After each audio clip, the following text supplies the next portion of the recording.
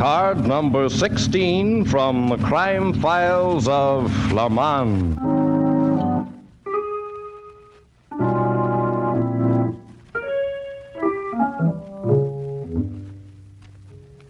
A new file card, Miss Lake. Popular nightclub comedian suspects someone of trying to ruin his act. Case more serious than it seems.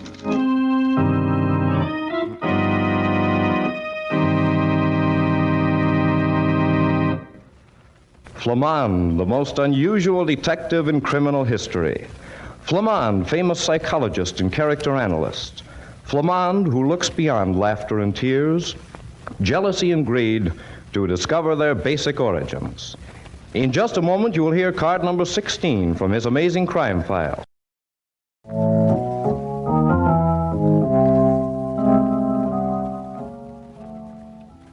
And now, card number 16 from the crime files of Flamond.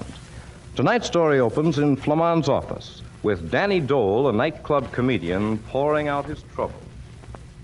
My name's Danny Dole, Flamond. I guess I don't have to tell you any more, do I? No, not unless you want to, I suppose. Oh, you're the nightclub comedian. Yeah, nightclub, musical comedy, movies, radio. I guess they know me just about any place. Well, I don't go in for nightlife much. That's right, Mr. Dole. Doggone it. Honestly, though, Flamond, Danny Dole really is a nightclub celebrity. Yeah, I suppose I am. And, you know, I always think the celebrities come to watch my act, but I guess I'm a celebrity too, huh? Why, certainly. But people don't ordinarily come to see me unless they have problems, Mr. Dole. Well, my problem, Mr. Anthony, is, nuts. I guess I better be serious. Well, Flamond, somebody's trying to ruin me. Ruin you? Yeah. There's a deliberate attempt to crab my act, to keep my material from going over, from getting laughs. Who in the world would want to do that? Well, I got ideas, but I don't get all the angles. That's what bothers me. Mr. Dole, why would anyone, by the wildest stretch of the imagination, want to spoil your act? You know what I'm drawing down at the Club Lazetta, huh? No, I wouldn't have the faintest idea. $1,500 a week, and that ain't newspaper story dough. It's cash. But who would be interested in getting you fired? Well, for one, that crack-voiced sister that drools songs into a microphone, Sheila Ray. If it wasn't for her face and figure, her voice wouldn't get her a job calling trains in Winnipesaukee, North Dakota. You think she's jealous? Well, she had the top spot till I came in. She had her choice of leaving or taking a cut and staying on.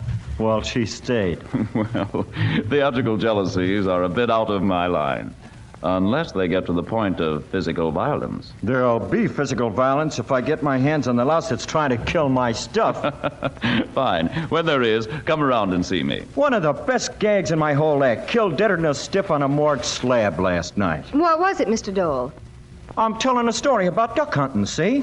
Oh, it's a wow the way I do it. Never fails to get solid laughs. Usually stops the show cold. Why, the critics say Let's that... forget the critics. Yeah, okay. They ain't so hot anyways. You're hunting ducks. Yeah, and I go through all the imaginary movements of getting ready to shoot. I'm crouched down in the duck blind, shotgun up to my shoulder. All make-believe, you see. And then I make with the trigger. When does the laugh come? When I make with the trigger, a dead duck drops down from the ceiling over the heads of the customers. Oh, how cute. Flamond, wouldn't it be a scream to get a dead duck in your soup? That's the laugh. Nobody gets the duck. It's suspended by a thin wire. You can't see what's holding it, but it quits falling about 10 feet above the folks' heads. Yes, I can see how that might get a laugh. The discomfiture motive. Yeah, it's Sacco. But last night, it was strictly from hunger. I pull the trigger, nothing happens. There I am with my pants caught in the sprocket and my new departure coaster brake not working. And did you look over the mechanical contrivance that releases the duck? Sure. Somebody'd put in a new spring and release lever that was too strong to let the duck fall. Any idea who did it? I know who'd have liked to have done it. That singer, Sheila Ray. But do you have any proof? Not a iota. Mr. Dole, I think this is serious. Extremely serious. Flamond, you're joking. No, indeed, Sandra. When somebody tries to kill your laughs, it's always serious, miss. And, Mr. Dole, I think whoever's responsible for your trouble is interested in killing more than laughs.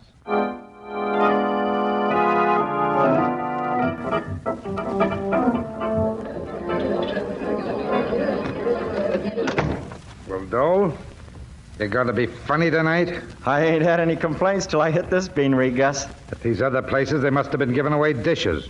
But there's not more than 50 people out there for the supper show. The word gets around when you clip the customers. When I pay a comedian $1,500 a week, I expect to have an attraction. I only been here 2 weeks. Folks will get wise. About the way you miff your stuff? I got nothing to do with the things that's been happening. You're not liable to take care of yourself very well, are you? I got a contract for 10 weeks. An airtight contract. That ain't doing so bad. Suppose I throw you out and refuse to pay off. Why, your joint would be closed in 2 hours. You couldn't get a band or an act. Suppose you leave. Suppose you jump your contract. That's not the way the number's written in my script, Mr. Clum. There are ways of making people change their minds. I have some friends. What about 'em? They don't like people who get in my way. Sometimes they get mad about it. You don't say. Yeah. And when they get mad, they do funny things. A lot funnier things than you do in your act. Like trying to kill a comedian's laughs? Like maybe trying to kill a comedian. Period. Come in. Danny, Joe said to tell you that you go on 5 minutes early tonight. Oh, hello, Gus. Evening, baby. How's the voice tonight, Sheila? Good as ever. No improvement? Oh, that's a pity. It's good enough to get an encore in 5 bows, you ham. Sheila, how come you bring Danny his messages about going on early? Why, Joe asked me to. You're doing what the head waiter says now? Well, I was coming backstage anyway. To Dole's dressing room? No, to my own. What's eating you anyway? How long were you standing outside that door before you came in? Answer me. Hey, let go of my wrist. What did you hear? Nothing. I'd remember that if I was you, kid. Exactly that. Nothing.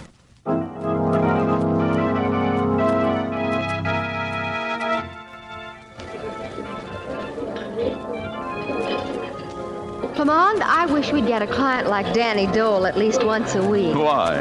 Well, it'd mean getting out in the evening with you once in a while. You know, you're really quite gallant when you relax and forget about being a character analyst and psychiatrist. Oh, but darn it, Sandra, I'm not relaxing. This is a job. You mean you took that egocentric little comedian seriously? I'm afraid so. You have a reservation, monsieur? Why, I don't know. Danny Dole told us to tell Joseph our names. I'm Flamond. Oh, but certainement, monsieur. Right this way. Well, Mr. Dole certainly got us a good table. His vanity wouldn't permit anything else. You're a fine one, talking about vanity. Oh, but I'm not vain, Sandra. Really, I'm just sure that I know what I know, that's all. Gee, this is fun. Say, that's a gorgeous evening gown, Sandra. You see, a night out even brings you to life. The show's going to start. Darn it, just when I thought I was getting somewhere. Good evening, ladies and gentlemen, and welcome to the Club Lucetta. The Club Lucetta, where you pay plenty for what you get. Such happy faces. You know, for a bunch of 4Fs, you're the healthiest looking gang I ever saw. Oh, say, waiter. Yes, monsieur? Bring that young couple over there a bottle of champagne. Yes, monsieur. Put it on this man's bill over here. Well, tonight, folks, I'm going to open the festivities with my impression of The Hunt.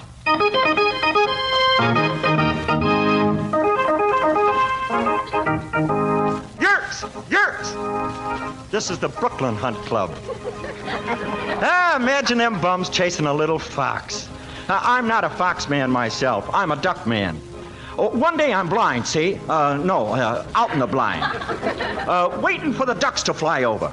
From the north, I see a flock of 50 ducks heading south for a ducky little place on 71st Street.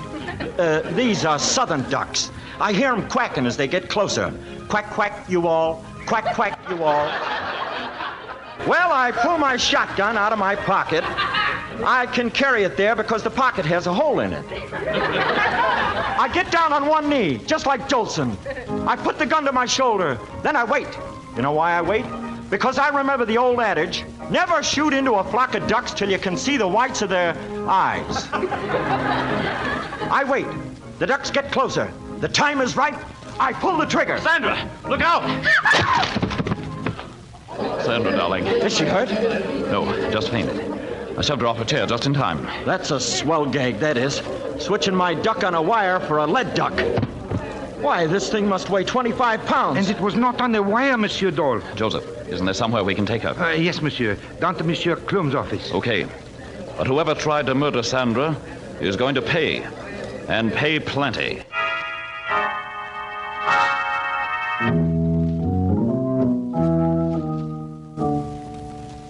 Sandra, dear, it was all my fault. I shouldn't have brought you here. Monsieur, her eyelids, they are flicker. Oh, I've been all right for a couple of minutes. But I didn't want to stop that pretty speech. Deceitful wretch. Well, I know one thing. After this, when you tell me that interfering with the comedian's laughs is serious business, I'll believe you. I don't get it. I think maybe I do. Joseph, why did you seat us at that particular table we occupied? Why, Miss Ray, the singer, she came to me. Came to you and what? She say, Monsieur Klum, the manager, he have ordered this table for the guest of Monsieur Dole. I heard that, Joseph. You're getting the habit of listening in on other people's conversations, ain't you? It looks like a healthy thing to do around here. She's the one. She told me. How about that, Miss Ray? Well, you're not pinning this on to me. Do not you dare to deny it.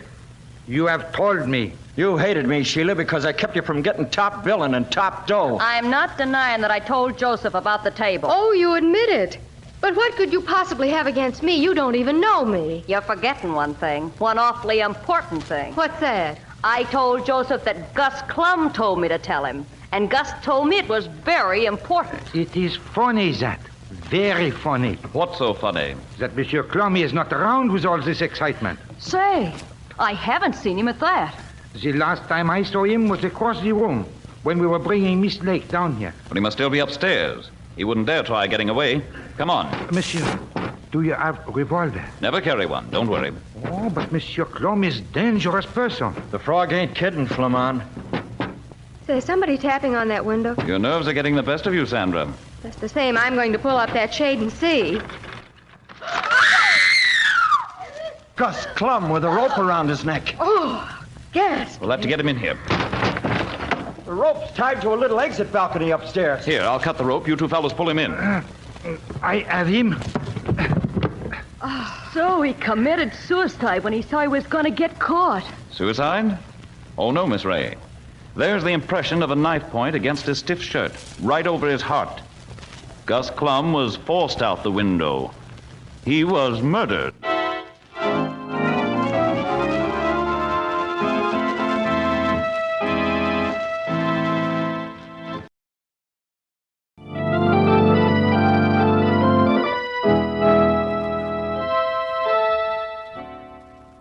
The second act of tonight's story opens in Gus Klum's office in the nightclub. All the patrons have left as Flamond continues his search for Klum's murderer. So it was Gus Klum who told you to have me put the detective and the girl at table 16. That's what I said, isn't it? Oh, certainement. Well, it's true. You don't believe Miss Ray, Joseph? I always believe a lady, mademoiselle. But it is unfortunate, is it not, that Monsieur Klum is dead? Unfortunate or convenient? Me, I wouldn't know which. I'd keep that funny mouth shut if I were in your big shoes, Danny boy. Yeah, why? I heard the row you had with Klum tonight. I thought you wasn't listening. I was listening, all right. It was quite a thing to listen to. What was it, Miss Ray? Gus Klum tried Shut to... up, you. I'll make you sorry you ever opened your mouth. Like you made Gus sorry. Go ahead, Miss Ray. What did you hear? Gus tried to get Danny to tear up his contract because the act wasn't going over. Gus was losing money on it. That's a lie. He told the funny man that if he didn't quit, things would happen to him. Sure, he threatened me. So what? I called his bluff and he tried to crab the act. Why, you big ham. You think that lead duck took its dive to crab your act? Just how important do you think your act is? I agree, mademoiselle. A man does not attempt murder to spoil a nightclub act. All right, voice of experience. I'm getting mad. I'll give you a thing or two to think about. You'll have to get it out of a book. Gus Klum was standing across the dining room when the rest of us came down here. Joseph and Flamond and his secretary and me.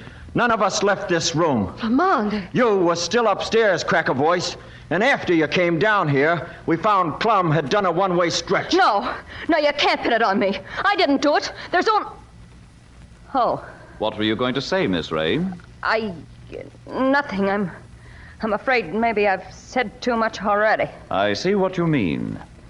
I think I'll have a few private interviews.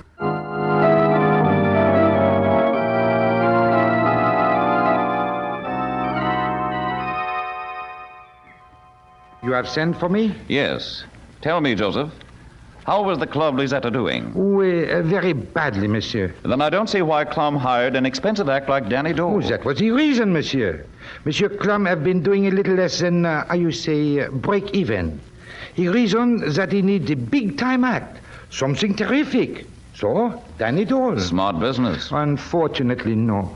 Instead of losing a little, he started to lose $1,500 a week. Where did Clum get all his money? We had some very unsavory friends who used the Lisetta as a meeting place. It was worth something to them. And I hardly know how to say... How to say what? He owed me nearly $6,000. You loaned him $6,000? Oh, but yes. How does a head waiter get that much money? Oh, a good head waiter make a great deal. And I am a very good one. With the club doing so badly, how come you risked your money? Oh, the club was not doing well, but I was doing all right. It does not take many $5 and $10 table reservations to do well. Maybe you're in the wrong business, Flamond. Is there anything else you wish to know? No, you told us a great deal, Joseph. Thank you, monsieur. Now, if I can help, call on me. Is it all right for me to go home now? Sure, go ahead. And tell the rest it's okay to leave. Thank you. Well, what next? We're going to take a look for the knife. The knife that forced Gus Clum off the balcony.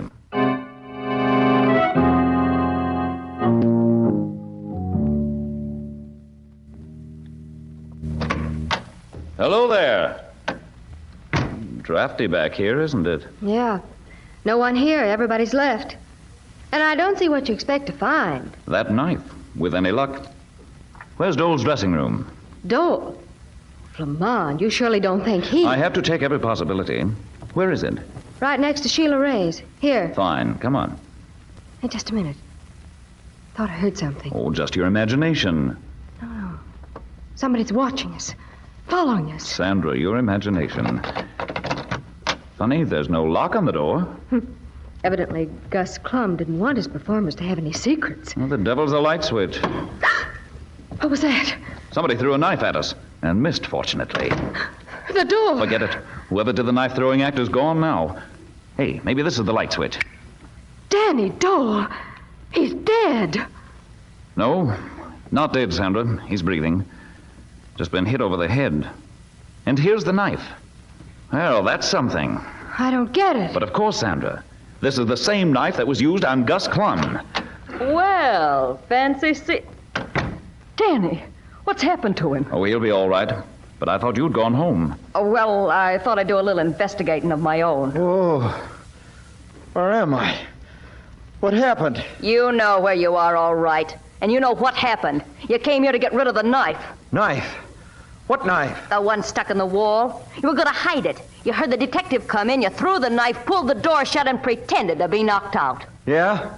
Somebody was in here when I came to lock up my stuff. I was hit over the head from behind. Not too hard. Not any harder than you could hit. You arranged the whole business to keep from looking bad. I never looked bad in my life. You knew Gus was going to give you the bounce. The publicity would have ruined you. And so you figured you had to make him look like a murderer and get rid of him at the same time. You tell me how I could hang Gus while I was down in his office and him upstairs, and I'll get you 52 weeks booking. I don't know how you did it, but you figured out how to drop a lead weight on somebody's head. You're crazy anyway. Arrest her, Flamond. She told Clum to seat you and your secretary at the table under the lead duck. She came down after Clum was hung. It had to be her. So, you have caught them. Oh, congratulations, monsieur. Have they confessed? They?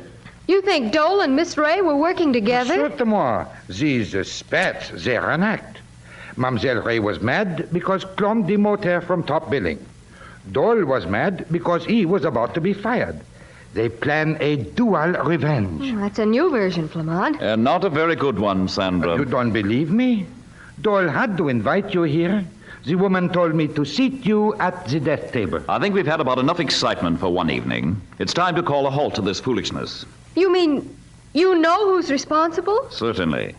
But you seem to be enjoying yourself so much, I hated to spoil things. I do need a little sleep, though. Flamond, you're the most exasperating man in the world. I suppose Joseph will feel the same way about it. Sure, he's the guy. That's what I was going to say before, only I was afraid. I see it all. You have gotten together. I am to be the, what you call, fall guy.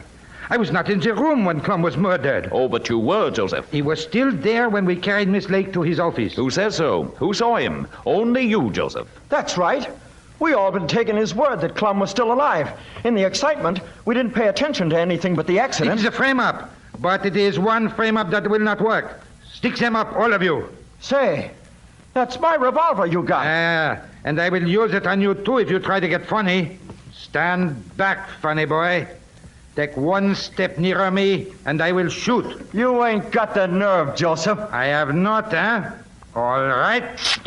I got him, Flamond. Here, take the water pistol and hit him over the head with it. Just enough to cool him off a little, like he did with me. Oh, really, Mr. Dole? How do you think that's necessary? Squeamish, huh? I'll do it. There. He's guilty, all right, Flamond. But I don't get the pitch. Make with the words. Clum always stood over by the balcony exit to watch the acts, didn't he? Sure, but that's got nothing to do with it. Oh, but it has. It was easy for Joseph to get out on the balcony a few minutes before and tie the loose end of a noose of rope around the railing. Easy as feeding ham to a comedian. And the second the lead duck started falling, Joseph slipped the noose over Clum's head and pulled him through the exit door. With his knife, he forced Clum over the edge. Then he stepped back inside. Oh, but surely, Flamond, somebody would have seen him. Not at all, Sandra. He was a shrewd killer. He knew that all eyes would be on what he expected to be another murder in the center of the room. He knew that the human eye can't resist following the broadest sweep of movement. But why'd he do it, chum? Either he wanted to get his money back from Clum's estate or wanted to get control of the club setup. He tried to buy it. I know that. But Miss Ray said Clum gave instructions to seat us at that table. Clum wanted to get rid of Danny Dole's act. Joseph tipped him off that Dole had hired a detective. Okay, so far. And Joseph said he had a way to get rid of Dole, but mustn't be suspected. Joseph had Clum send Sheila to him with instructions. Well, that adds up, mister. I knew it couldn't be Danny or Sheila. It had to be Joseph. Everything pointed his way. But why did he try to murder me? He didn't. What was supposed to be a murder at the table was purely incidental to him. Nice guy, Joseph. Say, he was the guy that was killing all my jokes. You can't murder the dead, Danny.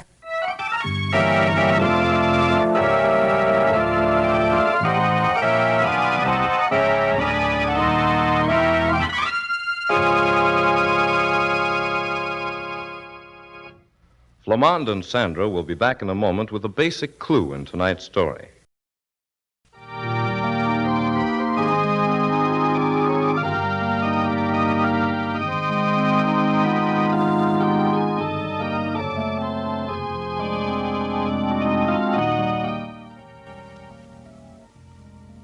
And now, the basic clue in tonight's story. Flamond, you said you knew neither Danny Dole nor Sheila Ray could be the murderer. Yes, that's right.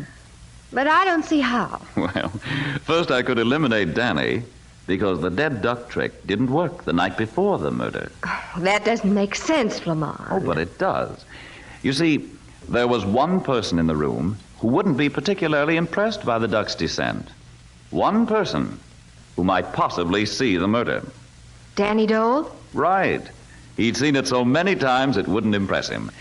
So the murderer had to be sure Danny would have his eyes on the duck. He made sure by fixing things so the duck wouldn't work. Oh, and then Danny had to watch it the next night, huh? Of course. But Sheila Ray, how could you be so sure she didn't do it? Well, because she delivered the message to Joseph that he was to seat us at the dead duck table. What does that have to do with it? Delivering that message and admitting she delivered it made her look guilty as all get out. Had she actually been guilty, she'd have done exactly what Joseph did. Planted suspicion on someone else. Yeah, but what made you suspicious of Joseph? His saying that he'd seen Clum across the room when we carried you down to the office. I don't see anything suspicious about that. Had he really seen Clum, he'd have asked him to go down to the office with us instead of going himself. And I can't imagine the owner of a place staying away from the kind of excitement we created. Can you? No, of course not. Well, I have the title for tonight's file card. What is it? The Case of the Squealing Duck.